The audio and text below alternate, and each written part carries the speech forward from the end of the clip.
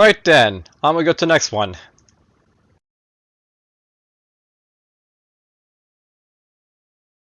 Magic Dungeon is a mini-roguelike, turn-based dungeon crawler video game product. Descend and explore the increasingly perilous 50 floors of the magically procedurally generated dungeon. Collect all the treasures and escape alive. I made this game in 7 days for the 7DRL Challenge 2023. Language used is C, C++, libraries used, and then warning and stuff like that, so flashing sounds, bright colors. Contains music and sounds. Works on Windows 7, 8, 10, and 11. Controls. Arrow keys are watch to move, spacebar to drop a bomb. Enter, return, or period equals stand idle for 1 turn. Alright. Bump into enemies to attack, and or maybe get attacked by them too. Control plus Q, give up, instantly game over, Alt plus Enter, toggle full screen mode. Story. Alright, so, legend has it that huge stashes of gold are hidden deep within the dungeon, the dark, long-forgotten chambers of the Magic Dungeon. Are you brave enough to venture forth and collect as much treasure as you can? Prepare yourself as you enter these mystical ruins, armed with only a sword, shield, and some explosives. Many fabled creatures and ingenious traps await inside each of the magically generated 50 underground floors. Each floor, you must search for the stairs that lead to the next level below. Once you enter the dungeon, there are only 2 ways out. Reaching the warp zone in the 50th floor to be teleported back home with all of your treasures, or dying. Some say that the friendly spirits of ancient missions still inhabit these labyrinths, offering life energy explosives and maps, in exchange for some of your precious treasure. Find them will certainly aid you in your quest. Good luck. Alright, hints. There are 50 randomly generated underground floors. To win the game, stay alive, collecting as many treasures and coins as you can, and reach the warp zone, just under the 50th floor. You cannot go back to the previous floors. The dungeon is revealed bit by bit as you explore. The number of the current floor, your coordinates, and punishment visit spots is displayed at the top of the screen. Beware of spike traps scattered throughout the floor, as they will reduce your life energy. Spikes can be destroyed with bombs. This game has permadeath, i.e. if you die, it's over. There's no save game feature, blah blah. You can increase your life energy by buying more bombs, and get the map of the current floor by finding the hidden merchants. Bombs only destroy walls, and traps located immediately adjacent to the spot where you dropped them. Bombs don't deal any damage to enemies, but they can do a lot of damage to you, so move away as soon as you drop one. You get experience points for each enemy killed. Your experience level increases when you reach the time limit to the current level. Higher levels, more powerful attacks. Enemies get stronger and spawn more often, the deeper you are. When the game is over, your stats will be recorded in a file called highscores.txt. This is us to keep a history of all your playthroughs and achievements. If you don't like the default color scheme, you can change them in the file colorschemes.txt, as long as you keep them in the same format. The game randomly picks the color scheme for each floor from that list. You can modify the existing colors and also remove or add new entries. This is a game by Fernando Aries Castillo, and well, let's just see how it goes, because this seems to be a more competent product than most, which makes you wonder why it's ranked so low.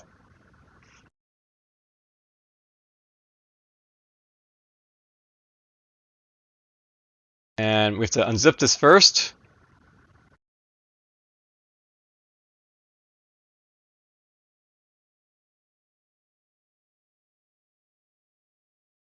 And let's see what this is all about. There's color schemes, by the way. So you want to basically have different color schemes. There you go. You got a bunch of sound files here. There's oops.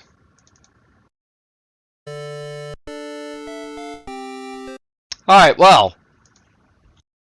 Interesting. MagicDungeon.exe. Let's do it.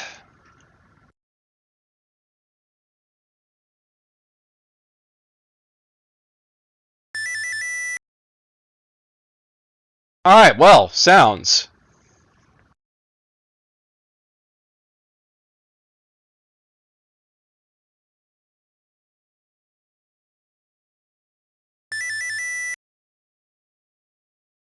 Alright, developed by Fernando A. Castillo, made in 7 days for the annual 7DRL Challenge. Powered by Tall Game, blah blah. Welcome to Magic Dungeon. A little bit loud, but that's fine. Alright, so there's our controls again. Arrow keys, WAS, space, enter. Control to give up.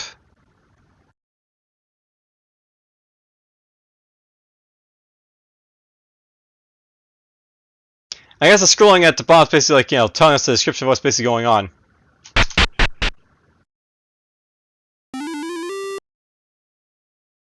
Floor 1. Alright, well, interesting. Here we go.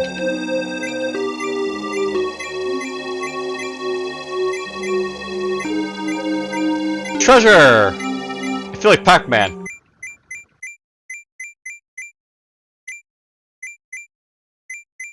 Pac-Man, except I can't see the ghosts.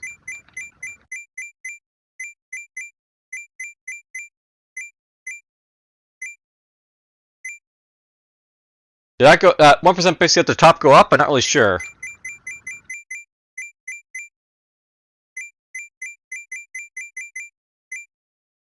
Oh, that's a treasure on his first floor.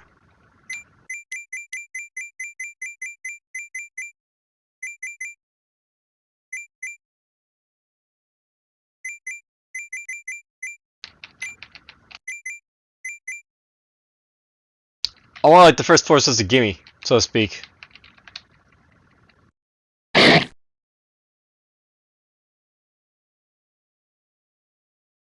took a hit there, I guess. Nope. Those are spikes there, by the way. I assume.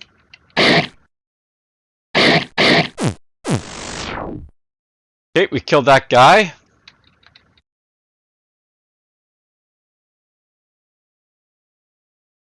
Now here's a question to sort of ask myself. That's kind of annoying. The spikes basically is popping up like that. You can see them, but if you're going too fast, you're just going to run into them. So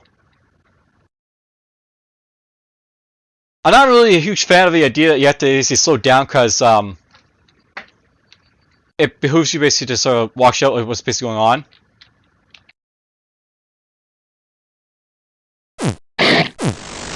Kill that monster.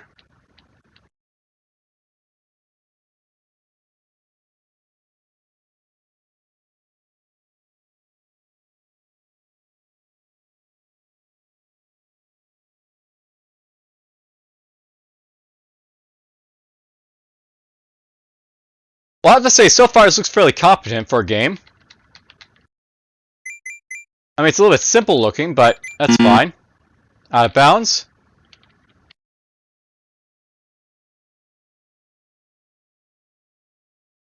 So, you can't go out of bounds.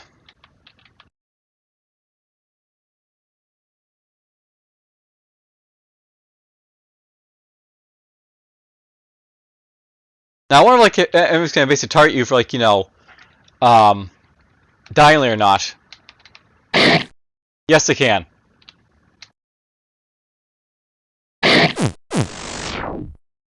So, this is yet another dungeon where, like, you know, you don't have cardinal directions, but the enemies do. Or you're forced to move in cardinal directions, but the enemies aren't. Not really a big fan of that at any given moment, but whatever. That monster. I'm trying to get experience, by the way, which is why I'm trying to, you know, try all the monsters.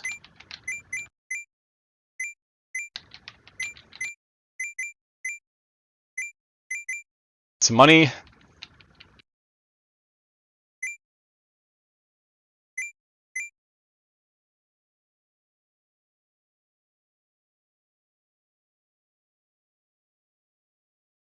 Let's see how much damage the spike does. A little bit of damage there.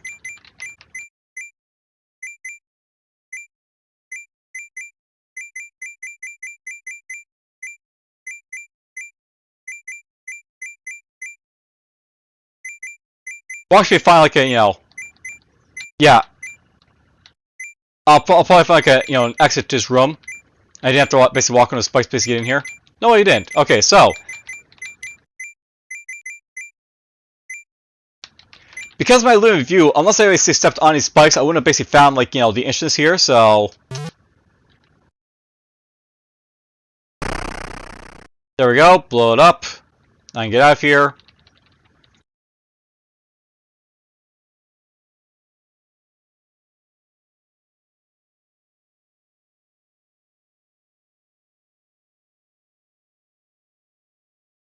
So I think the percentage basically up there indicates like how many how much of a percentage of a dungeon basically explored.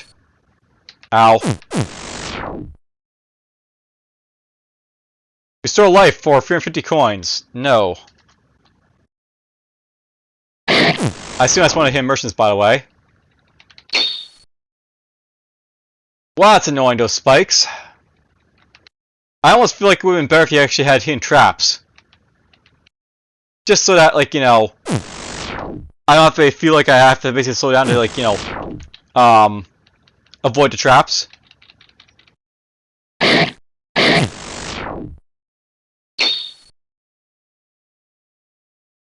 I mean, yeah, I'm just gonna hit the traps because I don't really care, but whatever.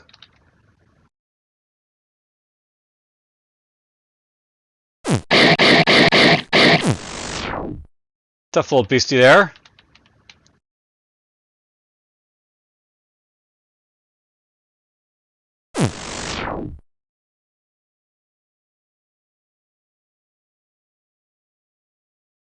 My experience is 24, by the way, so... There we go, level up. Now I hit harder.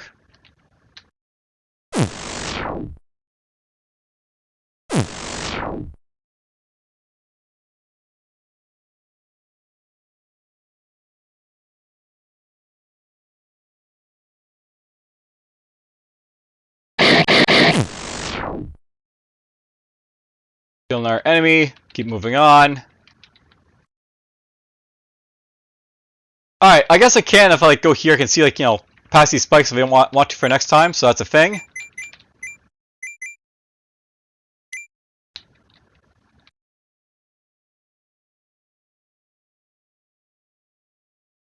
%, explored.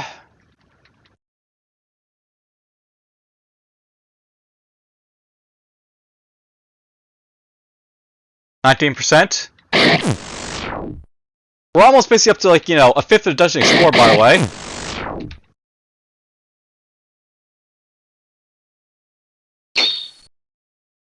That is so annoying.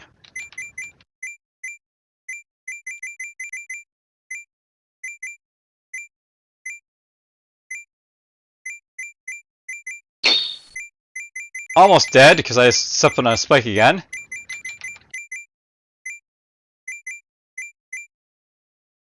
Okay, let's get out of here. There we go.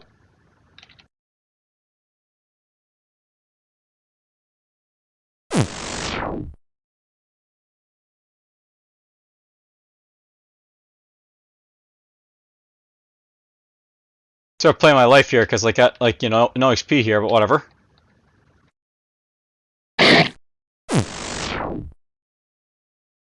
I'm not sure what's up with the enemies. Sometimes it seems like they automatically hit me, sometimes they don't.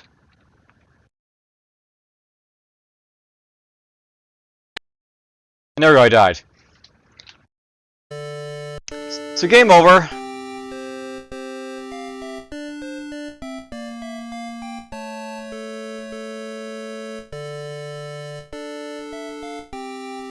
So how do you quit? I have to wait for the music, maybe.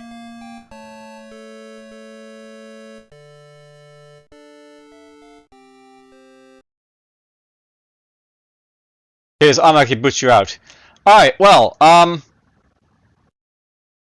was interesting. I'm gonna guess basically people playing it like had an issue with like the fact that like it's kind of slows down the gameplay to spikes. It's a little too simplistic. Let's just see what they said though. Magic Dungeon. So 2.5 for completeness apparently. The game is complete enough to be stable material. You probably get away with like giving this a free or two. I think the only real issue is the fact that like your character's moving in cardinal directions while the enemies moving like diagonal. And sometimes the enemies seem to be able to get hit off on you, even though, like, you know, they're not nowhere near you. Whatever. Aesthetics, mostly clear in retrospect, is appealing, but some of the color schemes are hard on the eyes. You can turn them off if you prefer, at least. So yeah, basically it's like, you know, it's a preference thing. Game color is not that great, and the color palette should have been better selected and not given the choice to the player. As I understood, the game feels like a Game Boy color scheme. The devs should have got some good palettes and added to the game. Besides, there's no difference between a player, scenario, and monster. They all have the same color, which is okay given the direction he chose, but the traps have a weird look and should have been better drawn, apparently. I'm not really sure about this second one, but, you know, whatever, it's fine. It's just the aesthetics, basically. Do you like them or not? Fun. Gameplay is pretty shallow and repetitive. Not really enjoyable, I have to agree. Innovative, nothing really new. Scope. You know, you could probably like get away with giving this a 2, but yeah, it probably is more closer to a 1. Roguelikeness. Classic roguelike adjacent. It's pretty arcadey though and doesn't have much more decisions to make. So yeah, basically, like, you know, a 2 is probably, like, you know, pretty close to what you'd probably get for this, for roguelikeness. So, I think, you know, in judging the scores, these are actually fairly decent for, like, you know, this game here. I probably will, like, you know, judge harshly against the fact that you have the spikes there, like, you know, always visible.